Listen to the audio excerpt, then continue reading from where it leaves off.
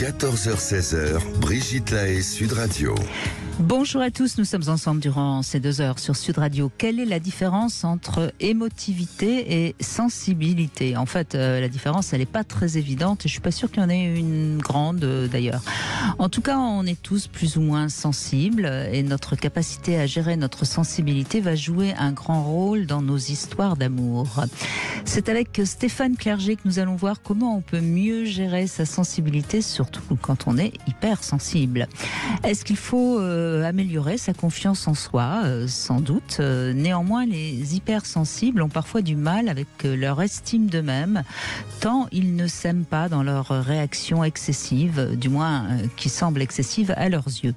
Parce qu'après tout, l'hypersensible, c'est pas forcément un mal, c'est d'ailleurs pas un défaut d'être hypersensible, ça peut même être un atout, comme par exemple une bonne intuition, une belle empathie. Alors évidemment, en amour, la sensibilité, elle est forcément exacerbée, puisque l'amour nous rend plus perméables, nous ouvre le cœur, siège de nos émotions en quelque sorte. Bon, en tout cas, vous avez des questions à poser, vous avez envie de témoigner, vous connaissez notre numéro sur Sud Radio, vous nous appelez au 0826 300 300. Bonjour Stéphane Clerget. Bonjour Brigitte. Alors vous avez écrit un livre, hypersensible, hyper amoureux, aux éditions de la Musardine. La sensibilité, oui, c'est nos émotions un peu plus fortes que la moyenne. Quelle définition vous donneriez ? C'est effectivement la capacité, parce que c'est quand même une compétence, à sentir beaucoup plus intensément que la moyenne. Et donc sentir ses propres émotions, quelles qu'elles soient, la joie, la colère, l'amertume, la tristesse. Donc quand elles sont présentes, elles sont extrêmement intenses, on les perçoit beaucoup plus. Mais c'est aussi ressentir les émotions d'autrui. Et c'est aussi associé, c'est pas que les émotions, c'est aussi associé à une sensorialité parfois importante. C'est des gens qui sont beaucoup sensibles à la musique, aux odeurs, au toucher. Donc c'est des gens qui ont les sens en alerte en quelque sorte. Exactement. Et donc c'est des personnes extraverties ou introverties d'ailleurs, mais qui sont très en communication avec leur environnement humain, mais pas seulement. Alors pour le meilleur, quand ils sont bien entourés, et pour le pire évidemment, quand ils sont mal entourés, parce que c'est des gens qui vont vivre finalement, parce qu'il y a beaucoup de ressentis, mais qui vont aussi souffrir, parce qu'ils peuvent ressentir des choses très pénibles.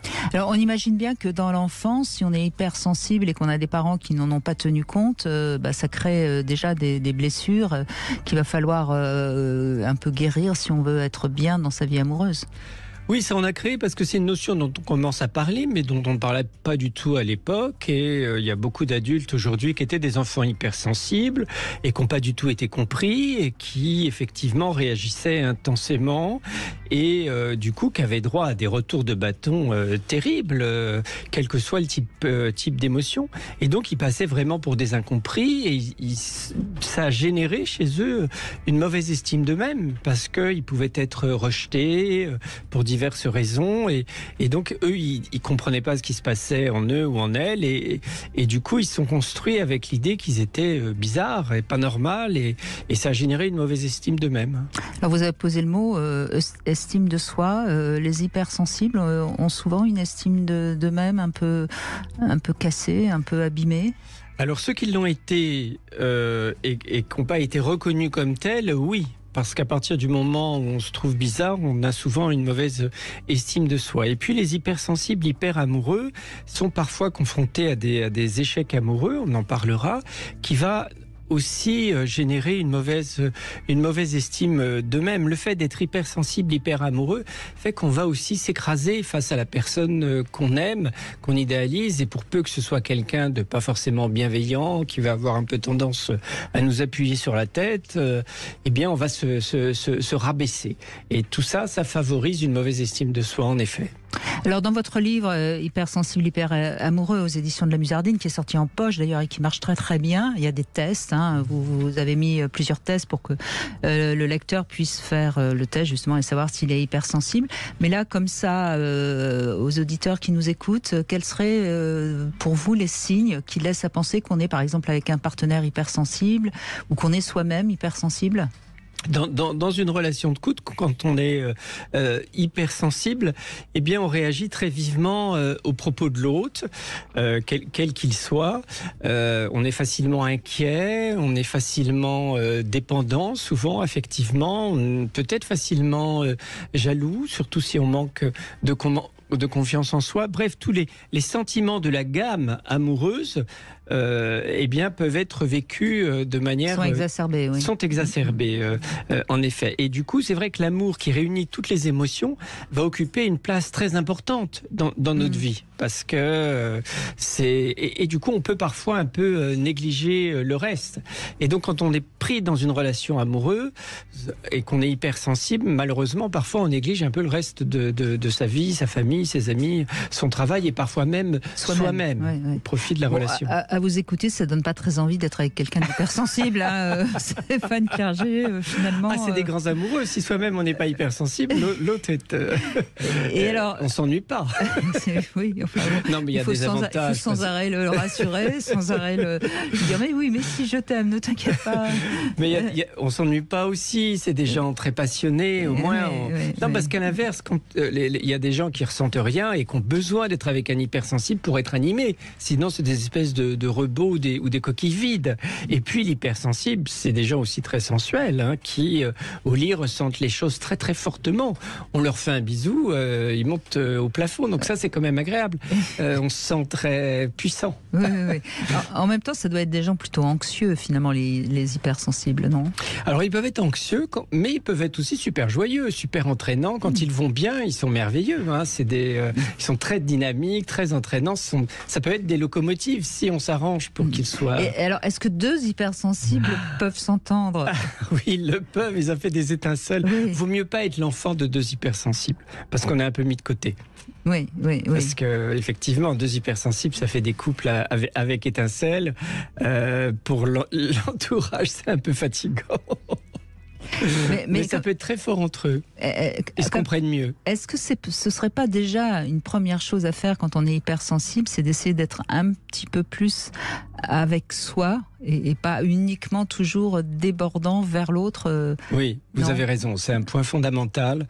À la fois évidemment repérer les différentes émotions, parce que quand on est jeune, on a plein d'émotions, on ne sait pas de quoi il s'agit. Adulte aussi, je vous rassure. J'ai l'expérience, je peux vous dire que les gens ne savent pas vraiment quelle est l'émotion. Faire un peu le tri, et puis évidemment ventiler un peu, trouver des moyens de s'en libérer un peu pour pas être trop débordant avec l'autre, et effectivement avoir des moments un peu pour soi, des moments un peu de calme intérieur. Oui, quoi, parce que sinon ça met des braises, ça met du feu en nous, et il faut aussi se mettre un peu à l'abri, au repos, parce que la relation amoureuse, elle peut être trop brûlante. Et dans le travail, les hypersensibles, ils peuvent aussi être un peu débordants, j'imagine, pour les collègues, oui, ils peuvent l'être, mais encore une fois, avec eux, on s'ennuie pas, parce que ça peut être aussi des gens qui mettent de l'ambiance, mettent de l'animation, mettent de la vie dans un bureau. Mais donc ça, c'est par rapport aux collègues, mais par rapport au travail, c'est vrai qu'ils doivent choisir probablement un certain type de travail, un travail où justement la sensibilité est un atout. Et c'est pas par hasard si on en voit pas mal dans les milieux un peu artistiques ou dans les métiers un peu où on est dans la relation à l'autre, parce qu'ils ont souvent une grande empathie. Donc tous ces métiers relationnels à l'autre, c'est plutôt ils sont plutôt bons dans ces domaines-là. Vous parlez un peu de vous là, non, Stéphane Clerget? Moi, je sais que vous dites que je suis hypersensible, j'ai pas l'impression de l'être, mais bon. Vous savez bien qu'on parle toujours de soi finalement. Bon, en tout cas, vous êtes hypersensible ou vous êtes avec quelqu'un d'hypersensible et vous avez envie de comprendre un peu mieux comment gérer les choses, vous pouvez nous appeler sur Sud Radio 0826 300 300. À tout de suite. 14h-16h, Brigitte Lahaie, Sud Radio. Stéphane Clerget est avec nous, pédopsychiatre, auteur de nombreux ouvrages, et notamment Hypersensible, hyper amoureux, en poche aux éditions de la Musardine. On parle avec vous de l'hypersensibilité et on commence avec vous, Charlotte. Bonjour Charlotte. Oui, bonjour Brigitte, bonjour Stéphane. Bonjour. Écoutez, moi j'ai écouté votre introduction, j'avais préparé quelques petites réflexions et je me suis reconnue complètement, vous avez dit, donc je crois que effectivement je devais être une hypersensible. Je dois toujours l'être d'ailleurs. Mais là, ça m'a mené une autre réflexion. Je me suis dit qu'en fait, je crois que mon meilleur atout, c'est l'âge en fait qui passe. Et de me connaître et de pouvoir m'appuyer sur des choses qui me rassurent en fait, que j'ai construites. Oui, oui, bien sûr, vous avez pris confiance en vous en fait. Voilà, alors il y a toujours des choses, mais je me suis tellement reconnue dans ce que vous avez dit, hein, c'est exactement ça. Et moi en fait, je revendique. J'ai pas envie de pas être sensible, quoi.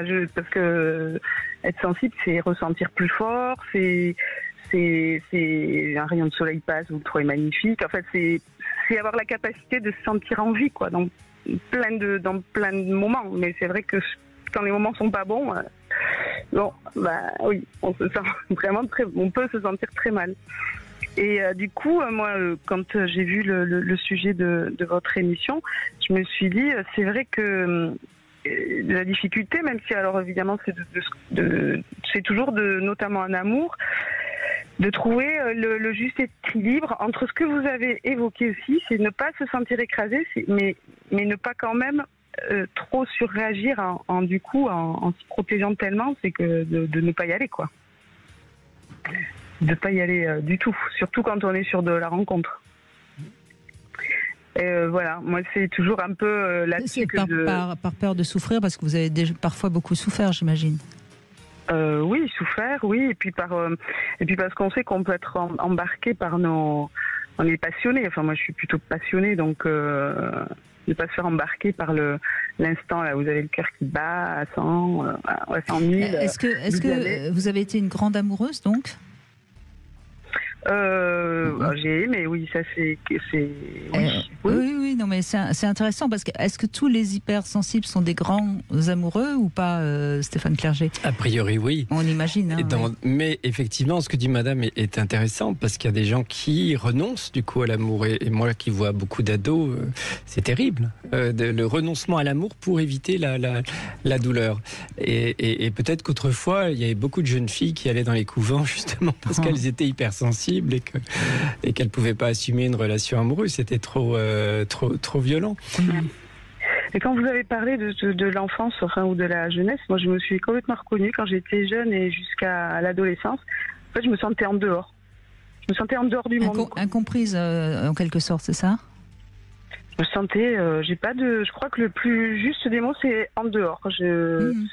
J'étais pas dedans, les codes je les comprenais pas, c'était compliqué. Et puis les années ont passé. Alors c'est marrant parce que ce que vous dites, ça me fait penser un peu à ce que disait une femme que j'ai rencontrée la semaine dernière et qui était autiste, qui disait aussi en dehors. Il y a presque, est-ce qu'on pourrait dire qu'il y a un petit lien entre les hypersensibles et l'autisme, Stéphane Clerget? On peut en trouver comme l'a dit Madame, dans ce sentiment d'être un petit peu à part. Mais effectivement, les autistes peuvent être aussi sensibles. Alors la difficulté, c'est qu'eux, ils savent pas du tout, ils décodent pas du tout les émotions. Donc ils ressentent les choses et ils comprennent rien. C'est terrible pour eux.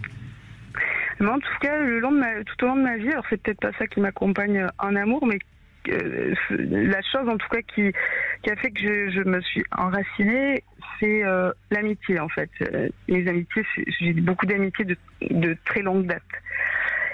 Et c'est quelque chose qui je pense, a vraiment participé à me rassurer, à créer du lien solide pour vous retrouver justement quand vous étiez par exemple en chagrin d'amour. Mais peut-être parce que en tant qu'hypersensible, vous avez certainement beaucoup d'empathie et donc vous êtes une très bonne amie. Vous êtes capable de recevoir, si je puis dire, les confidences d'autrui et de les entendre, de les écouter. Et donc forcément, vous avez des amis. Oui, je crois que j'ai des amis avec qui on se dit qu'on a une chance dingue d'être amis, avec qui on a beaucoup de plaisir, et avec qui on partage les bonnes choses, les moins bonnes aussi d'ailleurs, mais c'est important. Enfin, moi, en tout cas, en tant que sensible et puis pas, je sais pas si c'est hypersensible et sans avoir besoin de le faire. Aujourd'hui, j'ai 54 ans. J'aurais envie de dire, c'est de se raccrocher à des choses qu'on a réussi, quoi. Moi, par exemple, à l'amitié, à mes enfants, c'est une vraie réussite dans ma vie. Il y a des moments, encore cet été, j'étais en vacances, j'avais pas une forme éblouissante. Je suis rentrée dans ma coquille, j'étais un peu en introspection et je me suis beaucoup nourrie de ça pendant quelques jours en étant un peu seule avec moi-même. Et ça m'a et je suis tournée un peu en boucle avec ça et je me dis mais t'as déjà tout ça. Nourris-toi toi-même, va vers des envies et puis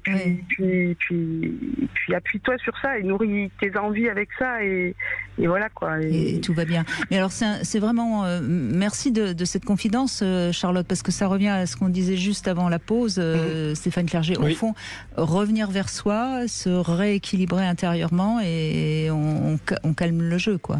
Oui, qu'on soit ou non pris dans une relation amoureuse déstabilisatrice. Mais je retiens aussi le conseil de l'amitié. C'est-à-dire qu'effectivement, c'est une nourriture relationnelle moins dangereuse que la relation amoureuse. Donc c'est aussi un moyen de se soutenir. Or, souvent, l'hypersensible pris dans une relation amoureuse, s'oublie et s'isole de ses amis. Et donc, parmi les conseils qu'on peut donner, il y a effectivement celui-là qui est de maintenir le lien avec les amis qui sont une source de soutien et d'échappatoire. Voilà. Mais ça, avec l'âge, c'est plus, surtout si on réfléchit un peu sur ça, c'est plus simple. C'est plus simple qu'à 17 ans, 18 ans, même un peu après. Et alors, quelle serait votre plus grande qualité, Charlotte, justement, grâce à votre hypersensibilité? Qu'est-ce que vous diriez? L'empathie, la tolérance, je pense. La tolérance. La capacité, peut-être, mais je ne sais pas si c'est une qualité, en tout cas la capacité et l'envie aussi de vivre les choses à fond. J'ai pas envie de renoncer à ça, quoi. Oui, donc c'est une belle chose, un bel élan vital, finalement. Oui, voilà. Je dirais que c'est ça, la récompense. Si on ne se laisse pas happer par les côtés obscurs, mais ça, c'est en travaillant sur soi, je crois qu'on y arrive. En tout cas, votre témoignage laisse à penser que finalement, c'est peut-être mieux d'être hypersensible. Enfin, à vous écouter, on a un peu envie de se dire... mais moi, je crois, parce que j'ai un métier qui n'est pas du tout... si, puisqu'il y a quand même beaucoup d'humains, je gère beaucoup d'humains dans mon métier, mais qui est très pragmatique. Peut-être pas pour rien que je suis tombée là-dessus, alors j'aurais normalement plutôt dû faire quelque chose d'artistique. Tout ce qui est artistique m'a toujours... intéressée, j'ai une formation artistique et pourtant j'ai un métier très pragmatique et je vois en gestion humaine, c'est fou, enfin la différence, ça parce qu'on est hypersensible, par contre il y a le recul dans le métier, mais c'est fou les gens qui n'ont pas de sensibilité, j'ai l'impression, enfin pour moi ils peuvent pas être de bons managers, quoi. C'est pas possible. J'en vois beaucoup. J'en vois quelques-uns. Il faut toujours se méfier. Est-ce qu'ils ne sont pas sensibles ou est-ce qu'ils ont tout blindé? On ne sait pas. Mais en tout cas, à vous écouter, on sent que vous êtes humaine. Et c'est peut-être ça, finalement, l'être humain, c'est sa sensibilité qui le caractérise le plus. Oui, sûrement. Merci Charlotte, merci beaucoup. Merci à vous et merci pour tout. Merci beaucoup. Merci à vous. On fait une petite pause, Stéphane Clerget, puis on continue bien sûr à évoquer l'hypersensibilité dans un instant. 14h-16h, Brigitte Lahaie, Sud Radio. 14h-16h, Brigitte Lahaie, Sud Radio. Les hypersensibles, ils sont nombreux. Je pense qu'on va avoir beaucoup d'appels, Stéphane Clerget. Vous allez avoir beaucoup de travail durant ces 2 heures pour essayer de les aider. Et notamment Nicolas qui nous rejoint. Alors Nicolas, vous avez la totale. Vous êtes hypersensible. Votre femme est hypersensible. Et évidemment, qu'est-ce que vous avez fait? Vous avez fait un enfant hypersensible. Alors exactement. Bonjour Brigitte et bonjour Stéphane. Bonjour Nicolas. Donc en fait, oui, nous, hypersensibles tous les deux. Alors moi, ce qui me convient tout à fait, justement, c'est qu'avec ma compagne, en tant qu'hypersensible, maintenant, on se comprend. Là où je me comprends. Alors la manière dont vous parlez, on l'imagine bien que vous êtes hypersensible. Je vous rassure, on vous croit. D'accord. Et ensuite, voilà. Et donc notre fils, notre premier venu, lui est un véritable hypersensible, puisque ses émotions le brûlent vraiment littéralement. Et donc moi, ma problématique que j'ai avec ça, c'est que j'ai beaucoup de mal à gérer ces émotions, puisque ces émotions vont en frontal avec mes propres émotions en fait. Et c'est véritablement difficile à gérer pour moi. Ma compagne y arrive très bien, moi c'est très difficile. Oui, mais parce que ça doit vous renvoyer à des choses qui sont pas encore réglées chez vous, je pense. Tout à fait, au blindage qu'il a fallu faire quand on était enfant, qu'on nous a appris à être un garçon, d'être fort, d'être dur, d'être... Ouais. Voilà. Et vous voulez pas lui imposer ça, et donc vous êtes paumé parce que vous savez pas comment. En fait, comment voilà, réagir, j'arrive pas à bien réagir à ces émotions. Eh ben, nous avons un pédopsychiatre avec Stéphane Clerget. Je lui laisse la parole. Bonjour. Bonjour Stéphane. Ce qui est formidable pour lui, c'est qu'au moins vous savez qu'il est hypersensible, donc il va pas se sentir incompris par ses parents. Donc ça, c'est déjà énorme. En tout cas, de manière dans l'éducation, quand on dérape, et là, d'après ce que vous dites, il vous arrive de déraper, et vous savez pourquoi. L'important, c'est d'être honnête avec l'enfant et de dire, écoute, là, j'aurais pas dû réagir de cette manière-là. Voilà comment moi j'aurais dû réagir. C'est plus le fais ce que je dis, pas ce que je fais. Parce que la crainte, c'est évidemment d'être un mauvais modèle et de se dire que notre enfant va nous imiter. Donc, quand on réagit de manière un peu excessive, on peut ensuite expliquer à son enfant, tu vois, là, j'ai surréagi, j'aurais dû dire les choses autrement, et j'attends que toi, tu en fasses de même. Et voilà, c'est ce que ma femme essaye de m'inculquer au quotidien. Alors j'y arrive, en fait, je prends sur moi beaucoup, en fait, pour respirer avant et le laisser évacuer toutes ses émotions, mais des fois, ça peut mettre un peu plus de temps, et le temps, j'ai du mal à lui laisser le temps de gérer ses émotions. Mais au quotidien, on y travaille. Après, il faut faire un petit peu attention, parce que quand on est hypersensible tous les deux, parents et enfants, il arrive que l'enfant va imiter les parents. Bien sûr, il peut être hypersensible, je ne remets pas ça en question. Mais il peut aussi tout simplement vous imiter, parce que deux hypersensibles, il n'y a pas beaucoup de place pour autrui. Parce que ça s'exprime beaucoup. Et que lui, il a aussi envie d'exister. Donc s'il comprend que le seul moyen d'exister, c'est de surchauffer l'atmosphère. Voilà, de surchauffer, il va le faire. Ça veut dire qu'il veut prendre sa place aussi. Et peut-être même, comme c'est un petit garçon, il veut peut-être prendre un peu le pouvoir. Et que il cherche aussi une espèce un peu de bras de fer, comme un enfant pourrait être un peu bagarreur ou autre. Vous voyez, je ne sais pas si je suis clair, mais il veut peut-être prendre le pouvoir. Je vois, mais ça lui ressemble pas du tout, en fait. C'est vraiment lui. C'est pas un dominant. Non, il est vraiment sur une gestion des émotions, du quotidien. Est-ce que vous auriez un exemple très concret à nous donner, par exemple, Nicolas? Récemment, Alors l'exemple concret, c'est il regarde un match de rugby, par exemple, puisque là on est en pleine actualité dans le rugby. Il a regardé l'Italie, et aujourd'hui il ne sait plus pour qui il est, parce qu'il a tellement aimé l'Italie qui a perdu le dernier match contre la Nouvelle-Zélande qu'aujourd'hui, pour aller voir France-Italie, il se dit, mais moi je suis pour les deux. J'arrive pas à être français, et il se dit, ils ont perdu, il faut qu'ils gagnent maintenant. Et son émotion, en fait, il n'arrive pas à comprendre où la mettre, en fait, comment la positionner, et ça c'est dans le quotidien, c'est-à-dire que s'il joue au foot et que dans son club il va pas être le meilleur, il va pas accepter de pas être le meilleur, il va se mettre toujours une pression supérieure et s'en rendre malade.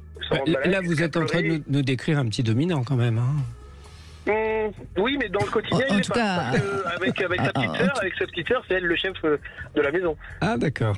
Qui elle a pris le pouvoir sur lui parce qu'elle sait qu'il est hypersensible. Mais peut-être que sa petite sœur, elle regarde pas le rugby ni le foot, tandis que vous regardez. Elle regarde aussi les deux. Ah oui, d'accord. Mais c'est vrai qu'elle le pousse, en fait, elle le pousse dans ses émotions et elle sait comment y faire. En tout cas, moi, ce que je vous conseille à table, c'est un tour de parole. On ne parle pas tous en même temps, chacun son tour, et que chacun sa place, effectivement, et qu'avec les enfants, comme avec les parents, chacun ait son temps comme ça d'expression pour pas qu'on utilise l'émotion pour capter l'attention et occuper le terrain. Tout à fait, oui. Oui, je pense que c'est important que ça reste quand même l'enfant qui se tait quand les parents parlent et qui obéit, même si vous voyez que quand vous élevez un peu la voix, il est peut-être plus sensible qu'un enfant normal et vous avez de la peine pour lui. Malgré tout, il faut rappeler que l'éducation, c'est certes beaucoup d'amour, mais c'est aussi éduquer l'enfant et lui poser les limites nécessaires. Oui, tout à fait, oui. Ouais. Non, mais c'est important ce que dit Brigitte. Je pense éviter le risque, c'est ça, c'est l'alliance mère-fils contre le père, et que vous ayez plus la possibilité de lui mettre des limites et lui mettre des limites à ses émotions. Même si vous le faites de manière inadaptée en vous emportant parce que c'est votre nature, mais ça ne doit pas l'effrayer parce qu'il vous connaît depuis longtemps, il sait que vous n'êtes pas méchant. Je pense que, comme Brigitte, que c'est important que malgré tout, vous lui mettiez des limites quand il va trop loin. C'est pour ça que ma femme le fait toujours, me reprend toujours, mais sans les enfants, en me disant, là tu as dépassé les limites, tu devrais revenir vers lui tout doucement parce que tu n'as pas compris ce qu'il essayait de te montrer, là où il voulait aller voir.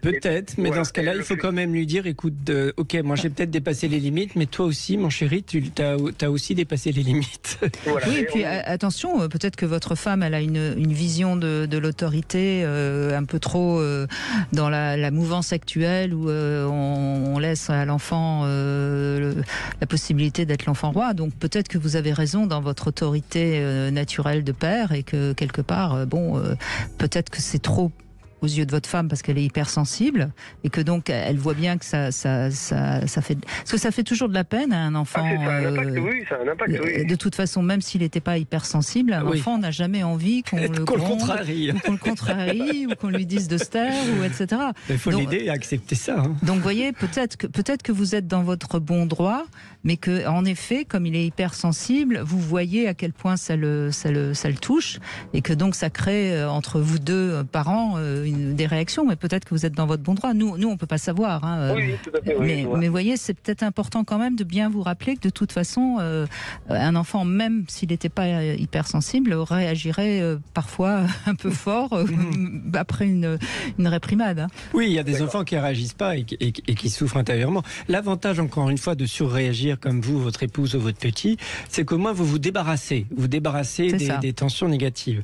Il n'y a pas de bouderie, il n'y a pas... tout ça, oui. Tout est réglé après. C'est pas forcément le plus dangereux pour votre enfant. Voilà, hein, on part à zéro à chaque fois, on repart sur une page blanche et on n'a pas de rancune ni de rancœur. Oui.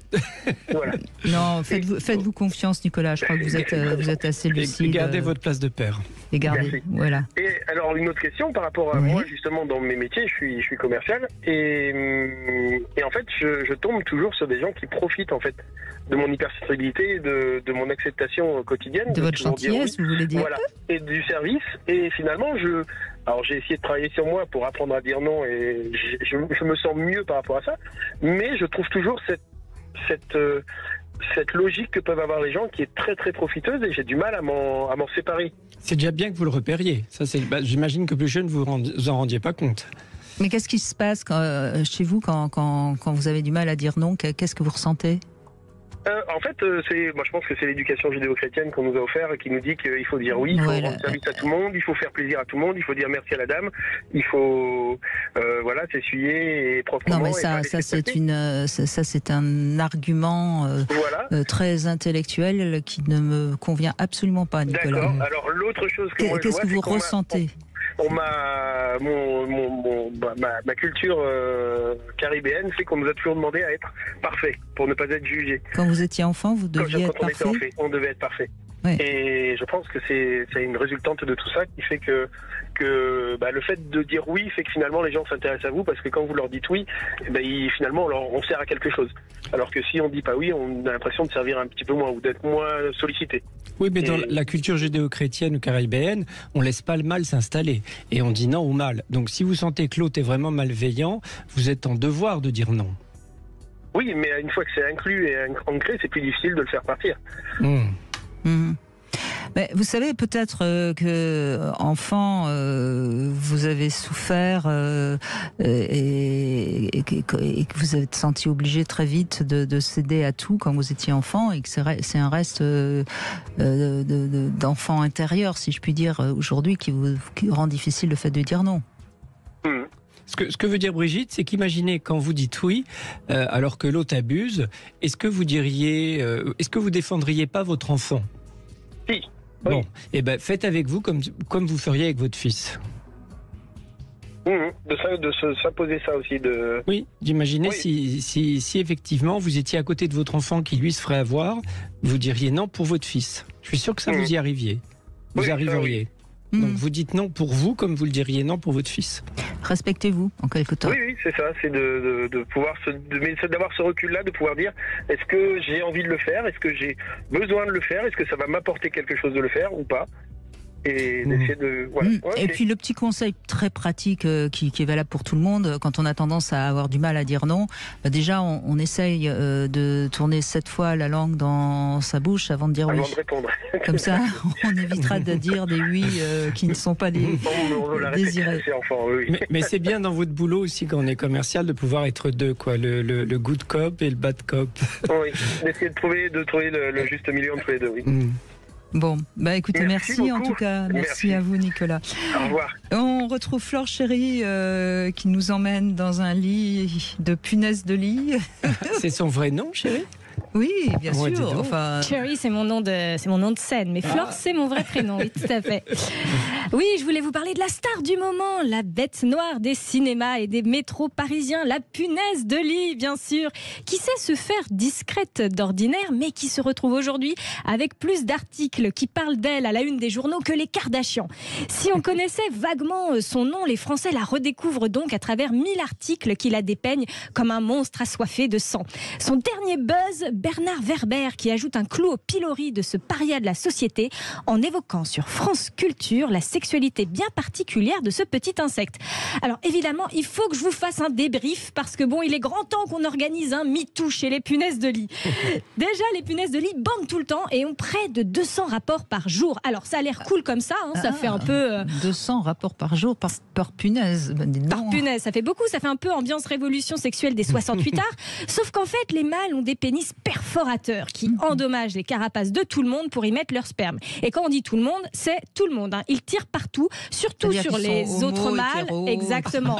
50% sur les autres mâles, un peu sur les femelles, sinon ça sert à rien. Et aussi parfois sur les autres insectes qu'ils confondent avec des congénères, des grands génies du mal, ces punaises de lit. Surtout qu'ils éjectent une quantité de sperme phénoménale par rapport à leur taille. Si on fait le ratio avec les humains, ce serait 30. Non mais Flore Chéri, déjà que les gens sont angoissés par les punaises de lit. J'en rajoute vous une. allez leur faire passer un mauvais week-end.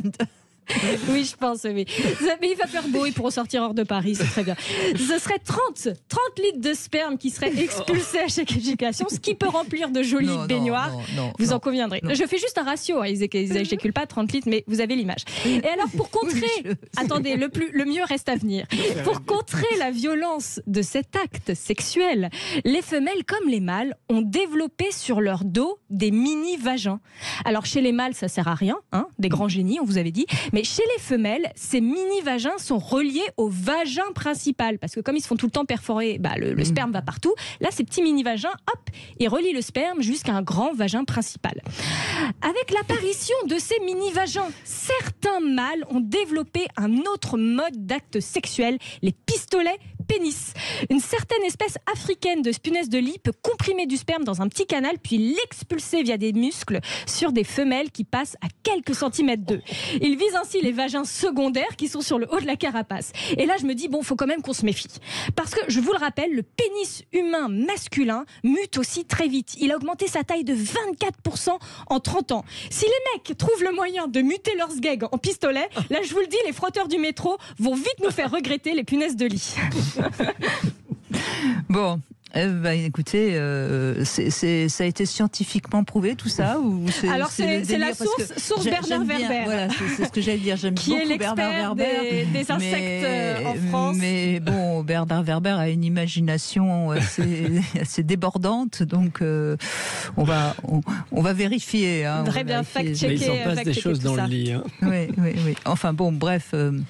Non, mais en tout cas, ça démontre de façon plus générale l'originalité de toutes les espèces sexuées qu'il y a. Mais chez les insectes, c'est incroyable. Les la insectes, sexualité des insectes. c'est les plus fous. Les champignons aussi, certaines espèces de champignons peuvent être sexuées. Et alors, il y a tout un sorte de conflit qui se passe dans les ramifications, vous savez, des champignons, leurs racines, etc. Il y a des conflits incroyables qui peuvent se passer à des strates très différentes, que ce soit génétique, dans leur organisation de société, dans la façon de copuler. Et je crois qu'en termes de sexualité, nous les humains, finalement, nous sommes assez... très classique, oui. Voilà, très peu originaux, finalement. On manque un peu de créativité. Bon, enfin, je préfère mon classique coït à ce coït de punaise. Oui, mais il leur manque des clitoris pour apprécier la chose. Enfin, on se rend bien compte. Ah oui. Ah oui, parce qu'on ne sait pas si elles jouissent les punaises quand on les perfore. Je ne pense pas, non. Je ne suis pas sûre. Bon, en tout cas, c'est l'actualité actuellement. Merci Flore Chéri de nous avoir amusés avec une actualité qui n'est pas spécialement drôle pour la plupart des gens. Merci beaucoup Flore Chéri. Je rappelle que vous êtes l'auteur de cette nouvelle pièce, le 5 à 7, qu'on retrouve au My Sweet Fantasy, au Sweet Paradise, pardon. Cet endroit où on peut aller assister à des spectacles. Et c'est donc tous les dimanches à 16h. Il n'y a pas de punaise de lit chez vous, au Sweet Nous, pour Paradise. l'instant, il n'y a pas de punaise de lit. En tout cas, c'est pas comme ça qu'on appelle nos clients. Donc vous pouvez aller voir cette pièce. D'ailleurs, je ne sais plus qui m'a dit que c'était très intéressant. Super, ça remonte à vos oreilles. Le titre, c'est Le 5 à 7, c'est sur l'infidélité. C'est sponsorisé par Glidden. C'est pour ça que toute une thématique sur... Voilà. Il faut aller au Sweet Paradise dimanche à 16h pour revoir la toute nouvelle pièce de Flore Chéri. Génial. Merci Flore. Merci beaucoup. On fait une petite pause et on revient avec l'hypersensibilité avec Alexandre. Vous voyez que les hommes sont aussi hypersensibles. Oui, dis donc. Allez, on fait une petite pause sur Sud Radio. À tout de suite. Cam4.fr, le plus grand site de webcam live réservé aux adultes. 14h-16h, Brigitte Lahaie, Sud Radio. Stéphane Clerget est avec nous, pédopsychiatre. Et justement, si vous avez un enfant hypersensible, vous avez besoin de conseils, n'hésitez pas. Il est là pour répondre à vos questions. 0826 300 300. Et c'est Alexandre qui est avec nous. Bonjour Alexandre. Bonjour Brigitte, bonjour Stéphane. Bonjour. Merci d'être avec nous. Alors, vous êtes également hypersensible et vous avez le sentiment de manquer peut-être un peu de confiance en vous, hein, c'est ça ? Confiance, estime, et contrairement à Charlotte, j'ai le sentiment que depuis ma deuxième moitié de centenaire, ça s'accentue. Voilà. Alors, est-ce qu'avant, j'en avais pas conscience. La réalité, conscience exactement, et là, il y a une prise de conscience, la question se pose. Mais comme vos débats sont de plus en plus philosophiques, Brigitte, parce que c'est pas la première fois que je passe sur l'émission, ça devient de plus en plus compliqué pour répondre avec tact et facilité. Hein. Alors je me dis, qu'est-ce que sera votre dernière le plus tard possible, bien évidemment. Ah oui, vous trouvez que je suis plus philosophe qu'avant Les débats, en tout cas, les sujets, oui. Ah oui, pourtant on parle toujours beaucoup de sexualité, non ? C'est pas très philosophique ça, si ? Oui, mais c'est quand même très rattaché je trouve, à la philosophie et puis au côté zen. Ah oui, ça zen, oui, c'est vrai.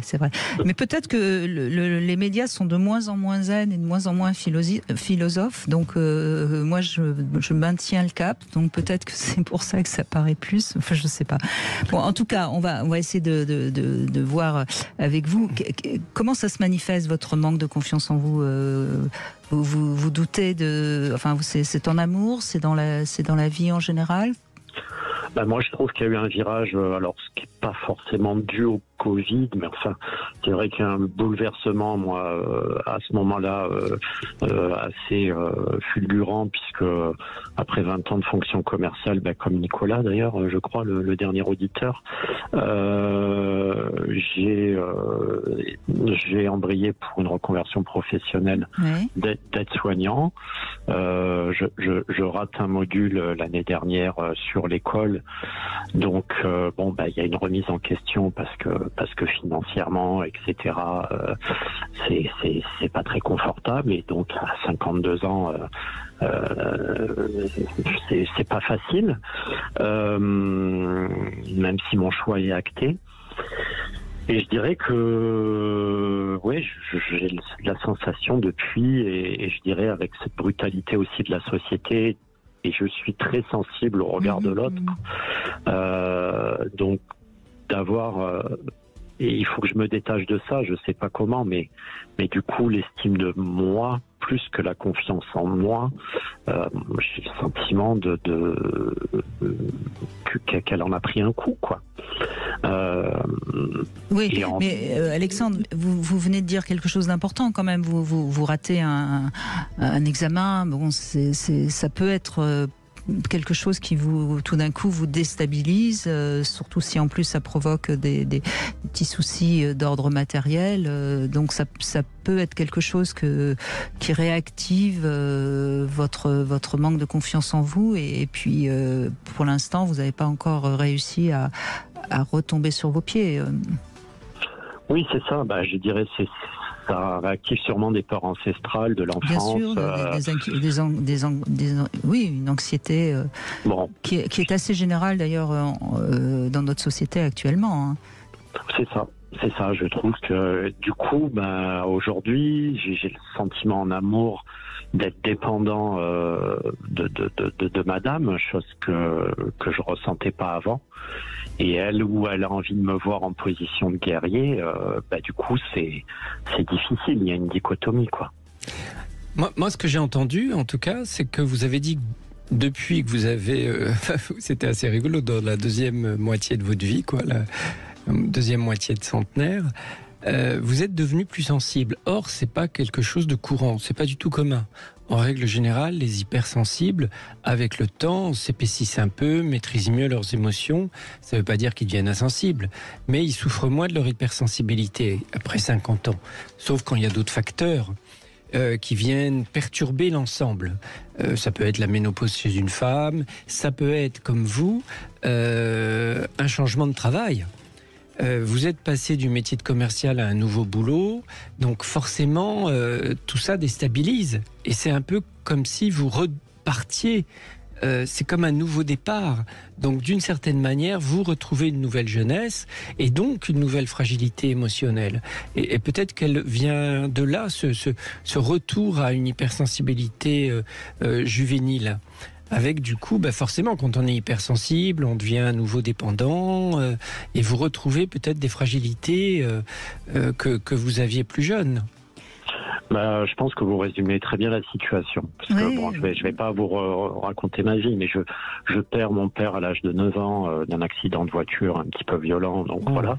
Le métier de commercial, je dirais, j'étais un peu dans l'illusion et le paraître, et de choisir le nouveau métier dans mon future identité professionnelle d'aide-soignant, fait que je rentre dans un corps de souffrance, entre guillemets, quand on rentre dans un établissement médico-social ou un hôpital. Oui, vous êtes entouré de gens qui souffrent. C'est pas, c'est peut-être, vous n'êtes peut-être pas encore assez armé par rapport à votre grande sensibilité pour voir tout ce que vous voyez autour de vous et qui vous. Moi, je crois surtout, Alexandre, que vous êtes un grand anxieux. Et ça peut se comprendre, quand on perd son père à l'âge de 9 ans, ça donne quand même une idée de ce que c'est que la vie et le danger que ça représente. Donc votre anxiété actuellement, comme vous n'avez pas retrouvé des bons repères, elle se manifeste. Et l'anxiété, peut-être que ça peut aussi être quelque chose que vous pouvez soigner un petit peu. Moi, je pense que ça vaudrait quand même le coup de vous renseigner comment vous pouvez peut-être, alors soit avec un médicament ou des oligo-éléments, je ne sais pas, mais je pense que il me semble entendre beaucoup d'anxiété chez Alexandre. Stéphane Clerget. Oui, et puis il peut y avoir de quoi. En tout cas, oui. En tenir compte, prendre soin de vous, vous dire quand même que là vous démarrez quelque chose, que les choses vont se mettre en place progressivement, peut-être gagner en patience, pas paniquer, mais y aller tranquillement, y aller doucement, mais garder quand même espoir. Hein. Vous êtes arrivé jusque-là, le plus dur est derrière vous. Là vous repartez et ça va bien se passer. On termine avec la devinette du jour. Quelle différence entre Paris et une jeune fille vierge? La réponse après les infos. 14h-16h, Brigitte Lahaie, Sud Radio. Nous sommes avec Stéphane Clerget. Nous évoquons l'hypersensibilité en amour, hypersensible, hyper amoureux. C'était le titre de votre livre sorti en poche aux éditions de la Musardine.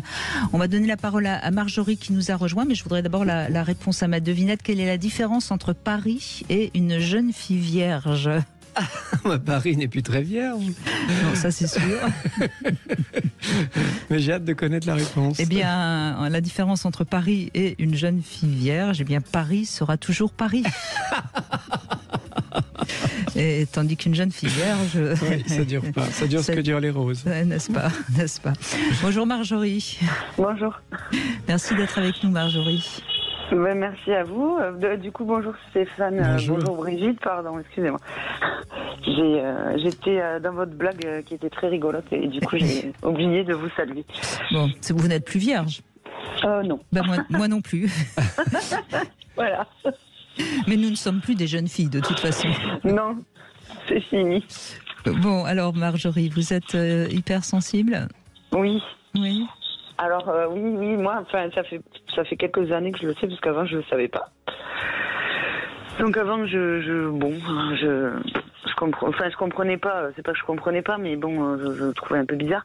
Et c'est en allant voir une psy qui a mis le doigt dessus. Et après, j'ai lu beaucoup, et bon, ça m'a aidé quand même de lire, de comprendre le fonctionnement, tout ça. Mmh. Mais bon, quand même, malgré tout, je me sens assez différente des autres. Et en plus, comme là, ça fait 6 ans que je suis célibataire. Et du coup, ça joue un peu sur la confiance en moi. Mmh. J'ai l'impression qu'en fait, je vais rester toute seule jusqu'à la fin des temps, quoi. Un peu. Ça, c'est encore une fois une croyance qui repose sur quoi, cette croyance ? En fait, c'est parce que on m'a souvent dit que j'avais un sale caractère, que j'étais chiante, que ci, que là. Et voilà, quoi. Qui ça on m'a souvent dit. Alors, notamment mon père, et puis après d'autres personnes que j'ai croisées sur ma route. Parce que je suis assez, quand j'ai des émotions, elles sortent assez fort, même si après j'arrive à... En fait, c'est souvent sur le coup. Marjorie, il y a déjà une grande différence. Vous pouvez avoir du caractère, ce qui ne veut pas dire avoir mauvais caractère. Et alors, votre père qui vous a dit ça, là, on voit bien l'injonction paternelle qui reste encore très ancrée chez vous. Et après, peut-être que chaque fois que quelqu'un vous a dit, a critiqué votre personnalité, tout de suite, ça a renforcé l'injonction du père, voyez. Mais ça ne veut pas dire pour ça que vous avez mauvais caractère et avoir du caractère, c'est pas un défaut, hein. Ça peut même être une qualité, hein.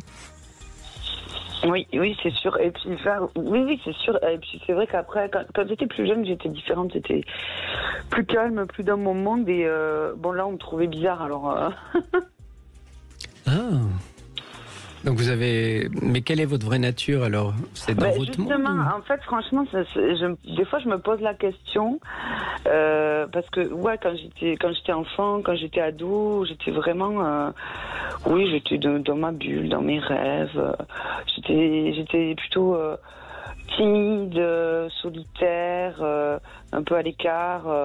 Voilà quoi. Mais du coup, vous n'étiez pas pénible pour les autres comme vous le seriez devenu aujourd'hui. Voilà, mais j'étais bizarre. Enfin, vous étiez introverti. Oui, mais on m'a souvent dit que j'étais bizarre, quoi. Oui, mais voyez, ce « on » que vous répétez, je crois que c'est important que vous rendiez compte que vous essayez de comprendre qui vous êtes à travers ce que les autres vous disent, mais peut-être qu'il serait important de savoir, vous, est-ce que vous étiez un petit peu réservé quand vous étiez enfant parce qu'on vous obligeait à vous taire, on vous obligeait à... Et donc, à un moment donné, quand on est hypersensible en tant qu'enfant et qu'à chaque fois qu'on chaque fois qu'on laisse exploser une émotion, on nous rabroue, oui, on met un couvercle par-dessus et vous voyez, je crois que c'est important que vous arriviez un petit peu à mieux analyser pourquoi vous étiez justement comme ça aussi secrète. C'est justement la question que je me pose, en fait, que je me pose depuis plusieurs années, voilà, et que j'essaye de trouver finalement quelle est la vraie personnalité. Qui vous êtes, oui. Oui, si je suis plutôt introvertie et en fait, j'arrive pas à saisir vraiment. Quand est-ce que vous êtes heureuse? C'est-à-dire que je peux très bien être heureuse en regardant l'eau couler dans le calme, toute seule, devant l'océan, par exemple. Je ne sais pas. Je vais avoir les vagues. Ou je peux très bien être heureuse quand je danse comme une folle et qu'il y a plein de gens autour de moi et qu'il y a une espèce d'harmonie avec tout le monde. En tout cas, vous n'avez pas dit que vous étiez heureuse quand vous étiez avec quelqu'un. Donc peut-être que si vous êtes seule, c'est que vous n'avez pas forcément envie d'être avec quelqu'un. Ouais, c'est peut-être parce que aussi j'ai jamais été heureuse avec quelqu'un, donc je sais pas qu'est-ce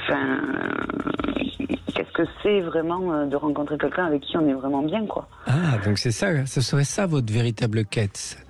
Ce serait de trouver une personne avec qui vous seriez bien. Et c'est vrai que ça, c'est une quête difficile. Avec qui tout on le est monde. compris, quoi, qu'on capte un peu comme si on captait les mêmes ondes. Je sais pas comment expliquer ça. Alors, le secret de l'amour, c'est d'être avec quelqu'un par qui on est compris, mais c'est aussi avec quelqu'un qu'on comprend. Il faut que ça aille dans les deux sens, si on veut vraiment faire couple. Donc, il faut aussi que vous vous intéressiez à quelqu'un. Il faut aussi que vous tourniez vers quelqu'un. C'est bien d'être tourné vers soi, à l'écoute de ses sensations, mais c'est bien aussi d'être tourné, enfin c'est bien si on veut être en couple, hein, d'être tourné vers quelqu'un qu'on trouve intéressant. Il faut aussi que vous partiez à la conquête de quelqu'un. Il ne faut pas uniquement attendre d'être cueilli. Ouais. Et puis, mais je crois que quelque part, ce père dont vous avez déjà parlé, il est encore un petit peu là pour vous empêcher de libérer la femme qui est en vous et qui peut s'épanouir avec un autre homme.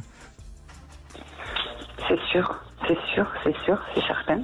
Ben oui, mais c'est tout le problème, vous voyez, parce que vous n'avez pas été visiblement aimé, admiré par votre père, ça paraît assez évident comme ça, et donc vous avez un petit peu cette impression que vous êtes un vilain petit canard qui en plus est pas sympathique, donc vous vous êtes enfermé dans cette image de vous qui n'est pas la vraie image. Oui, c'est sûr. Parce que vous êtes capable d'être contemplative, vous êtes capable d'être joyeuse sur une piste de danse. Enfin, vous avez des qualités humaines formidables, et donc il n'y a pas de raison que ça puisse pas coller à un moment donné avec un homme. Certain, mais oui, c'est évident. Après, j'essaye de... Enfin, quand des idées me viennent comme ça, je sais très bien d'où elles viennent. J'ai mis le doigt d'où elles venaient, donc j'essaye de me dire, oh là, c'est pas toi, c'est pas comme ça, donc je parle avec moi-même. J'essaie de communiquer avec oui, mes mais deux voix. c'est avec un homme qu'il faut parler. Vous êtes célibataire depuis 5-6 ans, vous nous avez dit, mais est-ce que vous avez eu quand même une aventure, une relation sexuelle depuis ? Oui, ça oui. Bah alors ? Ça oui.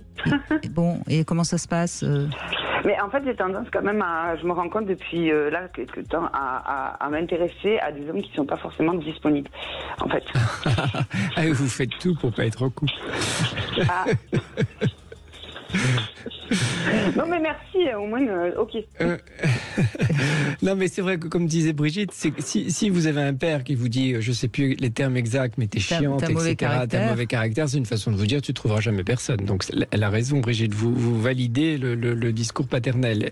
Donc si ça colle à ce que vous souhaitez, pourquoi pas. Si ça colle pas à ce que vous souhaitez, il faut rompre avec ce discours-là et accepter de vous dire, il dit n'importe quoi, et je vais choisir moi quelqu'un de disponible. Et si c'est vous qui le choisissez, ça va tout changer. Oui, oui, vous avez raison.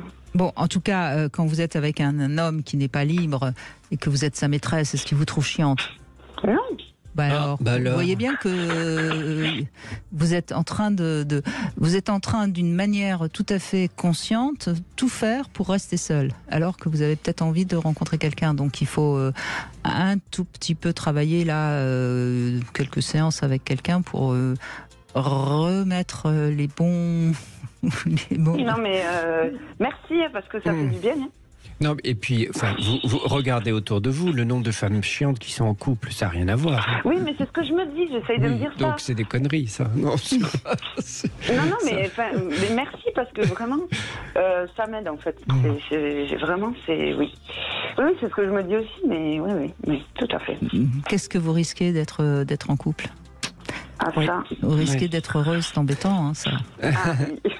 Non, au-delà de ça, vous risquez peut-être la mort. Pourquoi ? Parce que vous avez quand même dit, je vais rester célibataire jusqu'à la fin des temps. La fin des temps, c'est genre, si je suis célibataire, je suis immortel. L'amour et la mort seraient liés. Oh là là, mais on est philosophe. Wow. Il avait raison, Alexandre. Allez, moquez-vous de vous-même un peu, Marjorie. Oui, hein. oui, Ok. ça va me faire du bien. Ce week-end, vous vous moquez de vous-même et vous écrivez une lettre à votre père et vous lui dites que quand même, c'était pas très sympa de sa part. Hein. Ouais. Hein, vous lui envoyez une petite lettre et puis vous la brûlez et vous contemplez le bout de papier qui brûle hein, avec un grand sourire. Je vous embrasse. Et si vous croisez un beau mec, vous le chopez. En tout cas, je vous remercie. C'est vraiment merci. Je vous en prie, Marjorie, merci à vous. Allez, on fait une petite pause, on se retrouve dans un instant. Vous pouvez nous appeler également au 0826 300 300. À tout de suite. 14h-16h, Brigitte Lahaie, Sud Radio.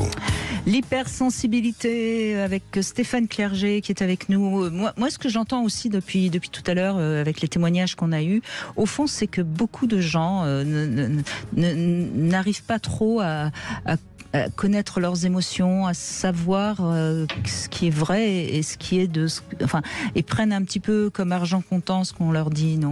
Vous trouvez pas ? Oui, c'est vrai, c'est important ce que vous dites. C'est bien d'être à l'écoute de ce que disent les autres, mais ils peuvent se tromper, ils peuvent mentir, ils peuvent être malveillants. Donc c'est bien aussi de se faire confiance à soi et de repérer ces différents ressentis et de leur faire peut-être un peu plus confiance. C'est-à-dire qu'il y a des gens chez les hypersensibles qui sont extrêmement intuitifs, mais ils se disent non, c'est pas raisonnable, j'ai pas d'argument, c'est pas rationnel, et qui devraient peut-être davantage écouter leurs intuitions, leur sens, leur sensibilité, plus que leur raisonnement, hein, parfois. Et s'ils sentent qu'une personne est pas bon pour eux, ben ne pas y aller, par exemple. Et pas forcément, effectivement, écouter trop les autres. Davantage s'écouter soi, peut-être, oui. C'est ce que je disais d'ailleurs dans l'introduction de l'émission d'aujourd'hui. Hein, une des qualités des hypersensibles, c'est l'intuition, justement. Oui. Oui. L'intuition, c'est un outil qu'on méprise peut-être trop et qui est en fait très très utile. C'est une espèce de court-circuit. On ne sait pas très bien d'ailleurs où c'est logé dans les neurones. C'est autre chose que le raisonnement. C'est une espèce de raisonnement éclair. Je compare ça à l'intelligence artificielle. C'est-à-dire que notre intuition elle est capable de mettre plein de paramètres en place ça. Et hop, on a c'est joli. C'est la première fois que j'entends ça, mais je trouve ça intéressant. Mais c'est le fameux Eureka d'Archimède finalement. Oui. Il y a eu effectivement plein de réflexions antérieures. C'est, comme vous dites, certainement nourri de tout ça. Mais en apparence, on ne sait pas d'où ça sort. Et c'est mais oui, c'est bien sûr. Mais trop souvent, on nous a éduqués pour ne pas écouter nos intuitions. Parce que c'est le raisonnement, la démonstration. Je pense, donc je suis. Voilà, merci ça. Descartes. Et oui, il faut... Voyons, philosophe, aussi, voilà. Il avait raison, Alexandre. Donc oui, écouter nos intuitions, oui, ça c'est un point important chez les hypersensibles. De toute façon, on voit bien, si on s'est planté au bout de 3 intuitions, bon, c'est qu'on n'a pas une bonne intuition. On va dire ça, oui. Oui, la 3e fois où on se prend vraiment un bide, il faut peut-être arrêter. Marie-Pierre, bonjour. Oui, bonjour. Bonjour Brigitte, bonjour à votre invité, Monsieur Clerget. Je suis une hypersensible.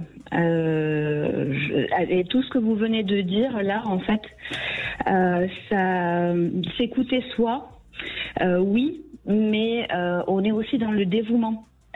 Le dévouement pour les autres et moi pour ma part il y a aussi une peur de blesser l'autre, voilà, si on ne répond pas, si je ne réponds pas à ses attentes, oui. Oui, tout à fait. Alors c'est très bien de répondre aux attentes de celui qu'on aime, mais il faut pas s'oublier, c'est toujours le juste milieu.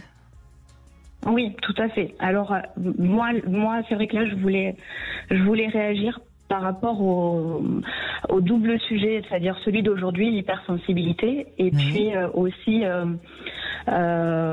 les agressions sexuelles, sujet dont vous avez traité hier. Les abus sexuels durant l'enfance, c'est le sujet que nous abordions hier, Stéphane Clerget avec Bruno Clavier. Parce que vous avez subi quelque chose, c'est ça ? Oui, c'est ça. Et pendant très longtemps, en fait, j'ai nié les conséquences sur ma vie, y compris sur ma vie intime, en fait. Voilà. Et en fait, l'hypersensibilité aussi fait que je suis très fleur bleue. J'adore les films romantiques, les lectures, les romans romantiques. Enfin voilà, et c'est vrai que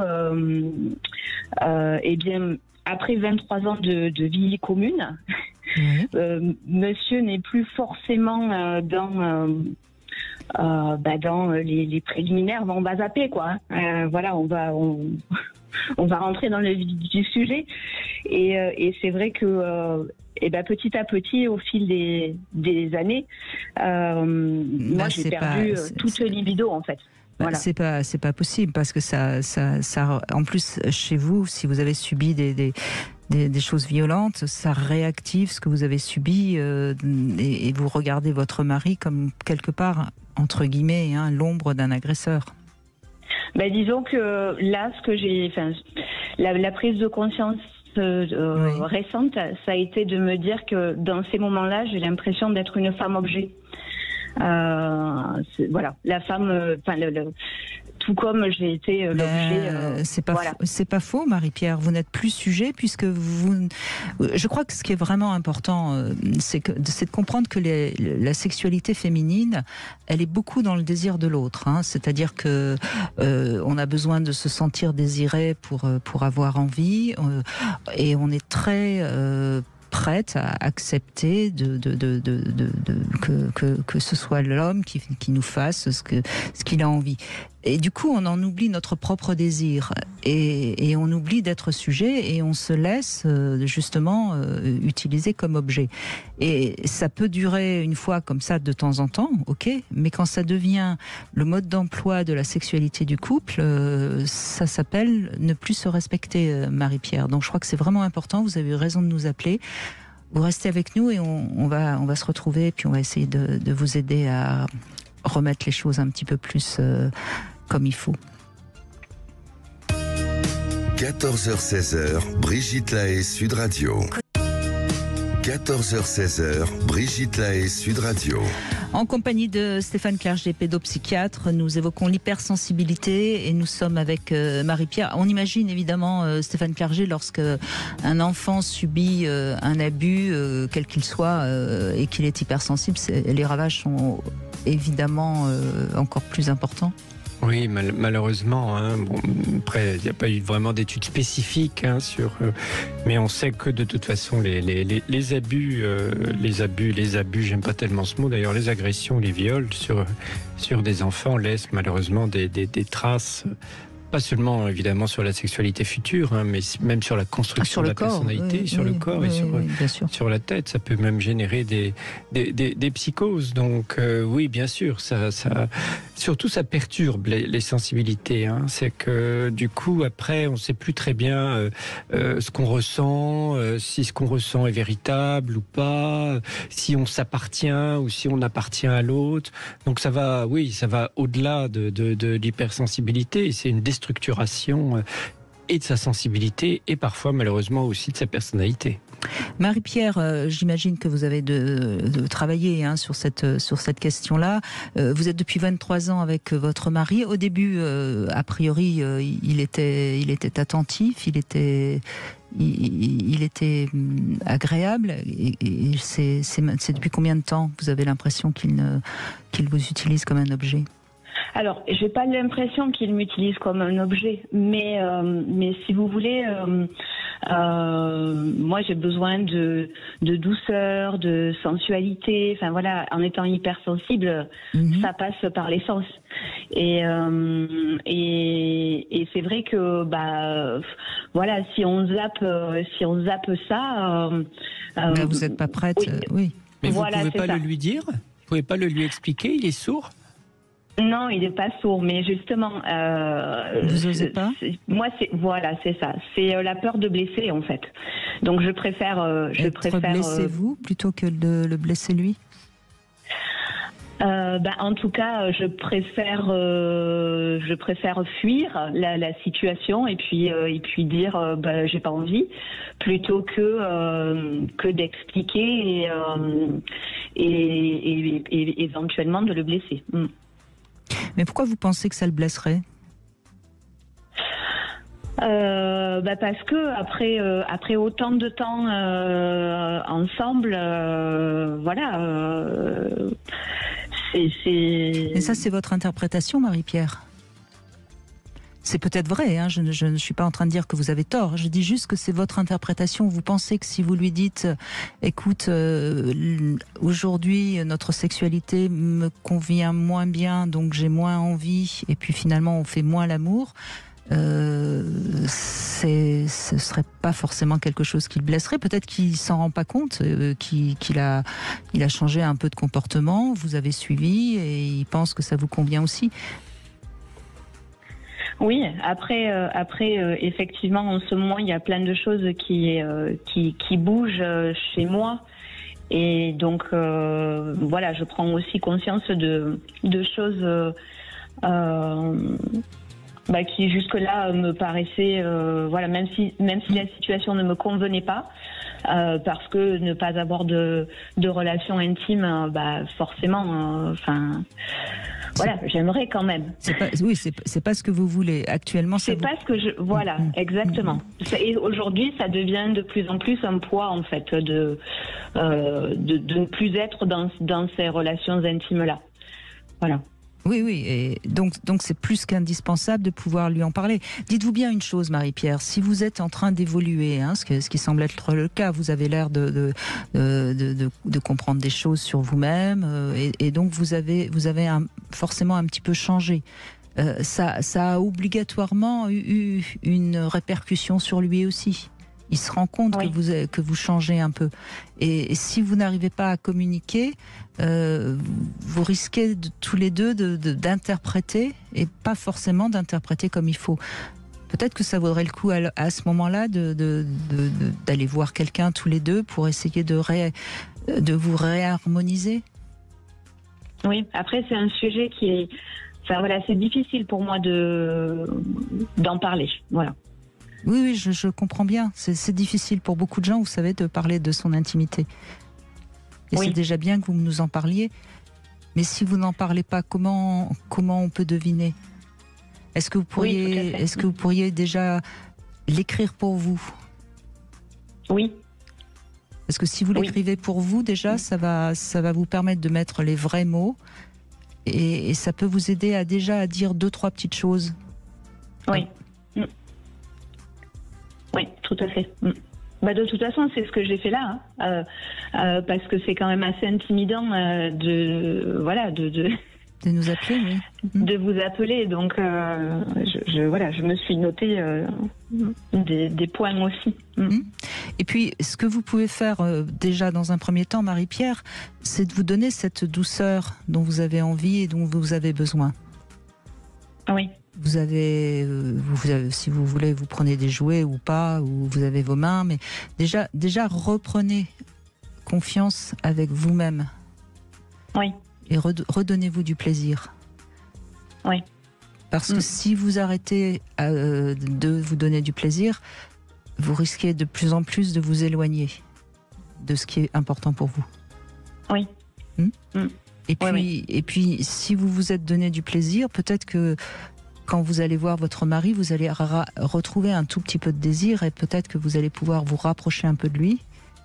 Et peut-être qu'à ce moment-là, il y aura peut-être quelque chose qui se passera. Oui. D'accord ? Oui. Merci beaucoup, Brigitte. Mais je vous en prie, Marie-Pierre. Merci à vous. On va continuer avec justement quelque chose qui peut permettre aux femmes de se donner du plaisir. Stéphane Clerget, je sais, vous n'avez pas arrêté de regarder ce livre depuis 14 heures. Il est intriguant, absolument. Alors c'est un livre déjà avec un format particulier. Alors ça s'appelle Hold Up 21. Pourquoi le titre est intriguant. Est intriguant. On va savoir pourquoi ça s'appelle comme ça dans un instant. Alors c'est une œuvre collective. C'est sorti aux éditions Anne Carrière. C'est un joli livre à offrir, par exemple, pour les fêtes. Et alors il y a beaucoup d'autrices, comme on dit aujourd'hui. Et nous avons la chance d'en avoir une avec nous sur Sud Radio. C'est Alexandra Chismondi. Bonjour. Bonjour. Alors vous êtes comédienne et également donc autrice d'une nouvelle dans ce livre. Alors on va parler évidemment de votre nouvelle en particulier. Ce sont des nouvelles érotiques.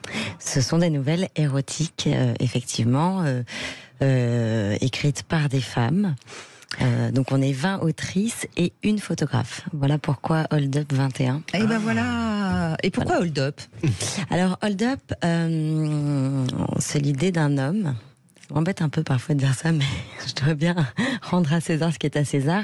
C'est une idée qui vient de Stéphane Carrière, donc des éditions Anne Carrière, et qui a réuni d'abord quelques femmes autour de lui, quelques autrices qui connaissaient, alors autrices, auteurices, auteureux, moi je sais plus vraiment comment il faut parler, très sincèrement, et rien ne me dérange et tout me va. D'accord, mais ça va, on est ouf, oui, on a eu peur, hein, Stéphane Carrière, on a eu très peur. Et donc ces quelques auteurices qui étaient autour de lui ont pensé à d'autres femmes pour écrire, et son idée c'était quelque part de réaliser une sorte de hold-up, en tout cas une sorte de kidnapping à un moment donné, mais kidnapping c'est une façon de parler, en tout cas de s'approprier un instant la littérature érotique avec nos mains, avec nos plumes, avec nos corps, nous, ces 20 femmes-là, qu'il avait plus ou moins, enfin nous étions choisis en fait les unes les autres grâce à lui. Voilà. Et ensuite, vous avez été photographiée par une photographe qui a beaucoup de talent. Qui a énormément de talent. Moi, j'avoue que c'est quelque chose qui m'a aussi convaincue quand Stéphane m'a appelé. On se connaissait pas du tout. Et il me parle tout de suite d'Abigail Opera en me disant, voilà, il y aura Abigail qui fait partie intégrante du projet, qui le pense aussi avec moi et qui vous photographiera, qui vous mettra en scène dans l'univers de vos nouvelles, sans que ce soit illustratif, en proposant presque un contrepoint, enfin, en tout cas, sa vision à elle des choses. Et j'ai tout de suite été voir son travail. Je me suis aperçue que je connaissais déjà son travail et que je l'adorais puisque elle travaillait avec Laure Ciapiconi, qui est aussi autrice dans Hold Up 21 et que je connaissais. Et là, j'ai dit, je veux absolument être photographiée par cette femme. Voilà. Oui, et d'ailleurs, votre nouvelle, il y a une photo qui est magnifique où on vous voit de dos, le dos nu, avec une robe qui s'ouvre, et puis il y a une femme dans un fauteuil. Et cette photo, elle est magnifique, elle est très révélatrice de la nouvelle. Oui, vous pouvez regarder Stéphane Carrière, c'est fait pour ça. Et c'est vrai qu'il y a des photos qui sont tout à fait magnifiques. Voilà. Alors vous avez choisi, on va parler surtout de votre nouvelle, mais bon, elles sont toutes très différentes, évidemment. Vous avez choisi de raconter l'histoire d'une femme qui qui travaille dans la sexualité, si je puis dire, mais pour des personnes avec un handicap. Oui. Alors, on les appelle aussi des travailleuses du sexe. Et la législation est assez floue en France sur le sujet, d'ailleurs. Elles n'ont pas véritablement... Enfin, alors c'est vrai que maintenant j'ai un peu quitté. Je vous avouerai que ça fait plus d'1 an et demi que j'ai écrit la nouvelle. Et j'ai pas trop lu sur le sujet récemment. Mais à l'époque à laquelle j'ai écrit la nouvelle, effectivement, c'était complètement le flou juridique. Donc elles étaient considérées comme des péripatéticiennes, travailleuses du sexe, voilà. Et pour autant, c'est un vrai métier. En Suisse ou pour l'instant en France, autant que je le sache, ça n'a pas beaucoup bougé. Ouais, ça n'a pas beaucoup bougé. Alors, c'est pas autorisé, mais on ferme les yeux sur ces personnes qui travaillent dans la sexualité pour des personnes avec un handicap. Voilà, mais... Et moi, j'étais tombée sur un reportage, mais il y a des années, alors France 3 Limousin, enfin oui, c'est ça, France Région Limousin ou France 3 Limousin dans le train. Et ça parlait d'une jeune femme qui s'appelle Cybèle L'Espérance, qui aujourd'hui s'est faite faire de lance de ce mouvement-là. Et ça présentait ce métier d'assistante sexuelle.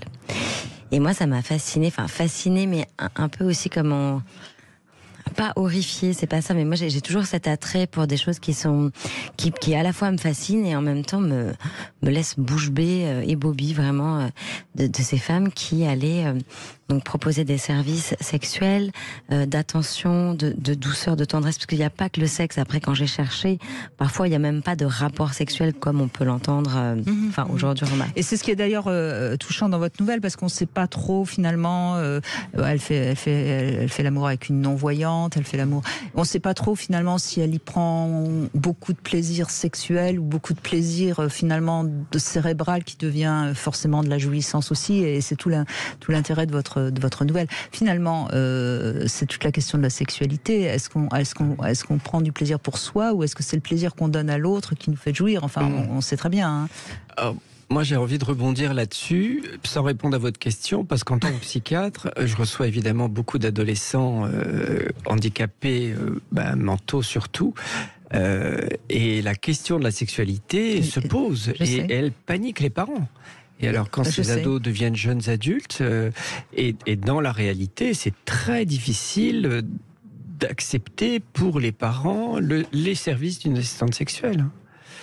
Et pourtant, ce serait la meilleure solution, me semble-t-il. Nous, on n'est pas hostile en tant que psychiatre à cette solution, en tout cas. Moi, j'ai suivi je sais plus, je vais regarder un documentaire suisse, je crois, qui m'a permis de voir des parents aussi qui a accepté d'être filmés, et qui donc, eux, vraiment, il y avait un vrai rituel, et une réelle acceptation de la venue de l'assistante sexuelle. Et c'est d'ailleurs comme ça que j'ouvre ma nouvelle, parce que je trouvais ça merveilleux. Enfin voilà, moi je suis maman d'un petit garçon qui, pour l'instant, va bien, enfin semble aller très bien, mais on ne sait jamais de quoi la vie est faite. Et je pense que ça peut être très très déroutant pour des parents. Et je trouve ça merveilleux quand c'est possible. Et j'avais très envie de rendre hommage à ce premier personnage qui s'appelle Valérie, et c'est la maman d'un jeune homme qui s'appelle Gary. C'est comme ça que j'ouvre ma nouvelle. Et c'est vraiment pour par amour de ces parents-là. Alors, elle s'appelle L'assistante, votre nouvelle, Alexandra Gismondi, et franchement, oui, c'est tout, à la fois, c'est érotique, évidemment, c'est le propos de ce livre, mais il y a aussi dans votre nouvelle toute une question philosophique, on y revient, Stéphane Clerget, on n'en sort pas. Voilà, alors c'est 20 nouvelles écrites par des femmes, il y a notamment Camille Emmanuel, Maya Mazorette, et puis votre ami aussi Olympe de G, qu'on salue, et puis bien d'autres aussi. Voilà, donc c'est vraiment un livre qui a le mérite d'exister. On entend beaucoup de femmes qui considèrent que la sexualité n'a plus aucun intérêt, qu'il faut le laisser tomber, que les hommes ne sont plus nécessaires. Ben voilà, là vous avez 20 femmes qui sont encore dans la sexualité, et qui sont jeunes. Pas forcément avec des hommes. Ah non, bien sûr, d'autres êtres. Bien sûr, et qui sont aussi très belles avec les photos, etc. Donc voilà, c'est un bel ouvrage, ça s'appelle Hold Up 21, c'est aux éditions Anne Carrière. Si vous ne savez pas quoi offrir pour les fêtes, ça peut être un très bel objet. Exactement, et je me permets juste de vous reprendre, Brigitte, parce que vous avez prononcé mon nom à l'italienne, et j'adore ça, parce qu'en Italie... Non, mais c'est que si je suis en Italie, on prononce mon nom ainsi, mais en France, les gens disent Sismondi. Ah oui. Donc on me connaît plus souvent sous le nom de Sismondi, mais c'est vrai qu'en Italie, et mon père... Et comme vous êtes comédienne, c'est vrai que c'est une erreur de ma part. Excusez-moi. Tout va bien. On fait une petite pause et on se retrouve dans un instant avec Stéphane Clerget. On revient sur l'hypersensibilité. 14h-16h, Brigitte Lahaie, Sud Radio. Toujours en compagnie de Stéphane Clerget, pédopsychiatre, auteur de Hypersensible, hyper amoureux. Nous parlons de l'hypersensibilité. Nous avons Karen pour conclure. Je crois que de toute façon, beaucoup de personnes qui nous écoutent sont hypersensibles, et vos conseils sont tout à fait précieux, Stéphane Clerget. Bonjour Karen. Bonjour Stéphane, bonjour Brigitte. Bonjour. Je souhaitais intervenir parce que moi j'ai compris mon hypersensibilité très tardivement, donc vers 50 ans. Je ne sais pas si réellement il y a une notion d'hérédité. Tout à l'heure j'entendais un monsieur qui disait mon fils est hypersensible et mon épouse et moi-même le sommes. Je pense que ma mère l'était, ma grand-mère je pense qu'elle l'était également, mais je fais partie d'une génération où à l'époque on n'en parlait pas. Enfin, on était trop sensibles. Est-ce que c'est héréditaire justement ? C'est une question intéressante. Je fais partie de ceux qui pensent que oui. Mais j'ai pas vu d'études qui le confirment. Mais on peut l'imaginer, oui, qu'il y a une dimension héréditaire dans l'expression des émotions. Oui, on peut imaginer que ce soit héréditaire. Et puis il y avait ce que vous disiez tout à l'heure, à savoir que l'enfant agit un peu beaucoup par mimétisme, aussi. Et que peut-être qu'on ne l'est pas forcément de Oui, la question de l'inné et de l'acquis. De voir une mère hypersensible, ça peut rendre un enfant hypersensible. Mais comme c'est une notion récente, du coup, les généticiens s'y sont pas intéressés, mais je pense qu'ils vont le faire. Ça viendra un jour. Mais voilà, donc moi j'ai été une ex-épouse qui a idolâtré son mari.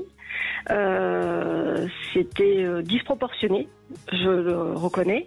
Ça voulait pas dire que j'étais jalouse, mais je l'ai vraiment mis sur un piédestal. Et en fait, ça créait une relation déséquilibrée parce que lui en profitait d'une certaine manière. Je pense maintenant à posteriori qu'il y avait des choses qu'il n'avait pas réglées et qu'au final ça lui allait bien parce que ce qu'il n'avait pas eu de sa mère, il l'avait avec moi, on va dire, de l'amour ultra inconditionnel, la certitude de ne pas être quitté aussi. Ça c'est cool. Voilà. Voilà. Et maintenant, en fait, ça m'a servi. Alors, j'ai tout ce côté, toutes les odeurs, les bruits, les sons. Alors, j'ai pas un sens artistique très développé, mais j'y suis sensible. Mais par contre, c'est plus, je le ressens plus dans le ressenti d'une ambiance en fait. C'est-à-dire que quand je rentre dans un endroit où il suffit que parfois même en faisant les courses, j'aperçois quelqu'un et je me dis c'est quelqu'un qui va pas bien. C'est dans sa manière de bouger, dans sa manière d'évoluer. Il y a même une fois, j'ai dit à mon ami avec qui j'étais, je dis cette femme est battue. Ça se voyait en fait, ses réactions face à son mari avec qui elle était. C'était, alors c'est peut-être extrême de le dire, mais c'est-à-dire que ça va presque au-delà de l'intuition. Chez vous, c'est presque de la médiumnité. Oui, ceux qui sont médiums ou qui se pensent l'être, effectivement, sont des hypersensibles. Oui. Et voilà. Et aujourd'hui, dans ma relation amoureuse, j'ai une relation beaucoup plus saine. Alors, comme je dis à mon ami, je dis je t'aime moins, mais je t'aime mieux que mon ex-mari. Et en fait, c'est beaucoup plus équilibrant pour moi. Je pense que ça l'est aussi pour lui, mais c'est surtout pour moi, où effectivement, je me mets plus, je le fais pas passer en premier. Quand j'ai fait une thérapie, la psychiatre m'avait dit, il y a vous dans le premier cercle. Et j'ai dit non, il y a mon mari et moi. Elle m'a dit non, dans le premier cercle, c'est vous. Ben oui. Et moi, c'était pas ma conception du tout des choses. Sauf que maintenant, effectivement, ça l'est. Donc c'est bien parce que j'ai appris des choses quand même et ça m'a servi. Mais c'est très. Alors, je considère que c'est un avantage d'être hypersensible. Pour moi, il y a plus de positifs que de négatifs. Ce qui est dommage. Je réitère de ma génération parce que maintenant je pense que c'est beaucoup plus identifié et pris en compte, c'est que presque les parents et l'entourage devraient être formés, entre guillemets, sensibilisés à l'hypersensibilité des enfants. Parce que moi, il y a plein de fois où on n'a pas considéré que j'étais dans l'hypersensibilité et que on m'a brinque-ballé, on m'a dit tu feras comme ça, c'est comme ça et c'est pas autrement, etc. Alors oui, il y avait de l'éducation, mais il y avait des fois où moi j'avais besoin juste d'un câlin, juste qu'on me rassure, qu'on me prenne en compte. Un peu plus de. Oui, mais ils ne savaient pas à l'époque. Mais non, non, c'est ça. Mais c'est pour ça que je dis maintenant, j'espère que. Mais je crois, les Karen. parents sont mieux accompagnés là-dessus. Karen, je crois que ce que vous avez dit, c'est vraiment ce qu'on a dit depuis le début et je trouve que vous l'avez dit très très bien, c'est-à-dire que si l'hypersensible arrive à se recentrer, c'est une qualité d'être hypersensible. Mais il faut qu'il arrive à se recentrer et c'est peut-être le conseil qu'on peut donner à tous ceux qui nous écoutent et qui sont hypersensibles. Alors après, peut-être qu'ils ont besoin d'aller voir quelqu'un pour comme vous l'avez fait. Mais en tout cas, ça me semble être la bonne conclusion pour cette émission. Oui, et cette image de cercle est jolie. Alors évidemment, on peut tiquer et se dire « Oh, mais c'est un peu égocentrique, vive l'amour, vive la... » Et en fait, j'ai l'image, moi, de l'avion, vous savez, le truc d'oxygène qui tombe, il faut le mettre à son mari ou à son enfant il faut d'abord se le mettre à soi-même pour pouvoir le mettre à son mari et à son enfant. C'est ça. Mais c'est exactement ça. Et effectivement, je me rendais pas compte de ça. Et je me suis et c'est ce qui a été dit aussi, vous l'avez dit Brigitte, que effectivement quand on est hypersensible, on a tendance à se caler sur l'autre, quitte à s'isoler. Moi, je me suis éteinte. Et j'ai des amis qui m'ont dit mais tu t'éteignais au fil des années. Et je suis redevenue sûrement celle que j'étais plus petite et différente aussi, mais il faut, enfin c'est très mais difficile parce que je crois, Karen, ce que vous dites et que je vais dire de manière très claire pour que tout le monde comprenne bien, si on est hypersensible et qu'on ne se sent pas compris, eh ben on n'a que la solution de se refermer sur soi-même et donc après il faut réouvrir et c'est la vie qui nous l'apprend ou pas. Oui, et puis il y a ce côté, comme vous disiez tout à l'heure, égocentrique. Il y a un côté, non, tu dois pas te faire passer en premier.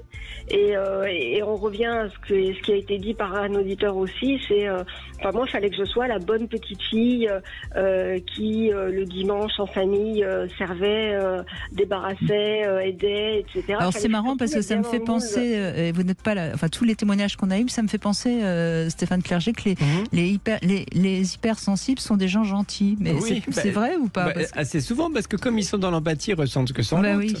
Oui. Donc ils font fusion avec l'autre. Ils sont des gens gentils, voilà. Oui. Bon, tant mieux qu'il y ait beaucoup d'hypersensibles. Alors finalement, c'est plutôt une bonne nouvelle, je trouve. Bon, merci beaucoup, Karen. Je suis désolée, je suis obligée de vous couper parce que on est en fin d'émission, mais merci aussi d'avoir témoigné. On sent que vous avez bien avancé sur votre hypersensibilité. Merci beaucoup, Stéphane Clerget. Je rappelle que ça s'appelle Hypersensible, hyper amoureux. C'est en poche, c'est aux éditions La Musardine. Il y a des tests, il y a tout ce que vous pouvez avoir besoin pour justement gérer votre hypersensibilité. N'hésitez pas, si vous avez l'impression que vous avez encore besoin d'avancer et de vous recentrer, puisque ça a été un peu dit et redit. Et de gérer l'amour, parce que quand on est hyper amoureux, on développe sa sensibilité pour ceux qui ne sont pas assez. Ah oui, ça va dans les deux sens. Évidemment. Merci beaucoup, Stéphane Clerget. Vous retrouvez tout de suite Alexandre Dolovan, et puis on sera avec Michel Odoul lundi, et on va parler de notre ventre. Et oui, notre ventre qui nous indique beaucoup de choses, et on verra justement comment on peut être mieux dans son ventre.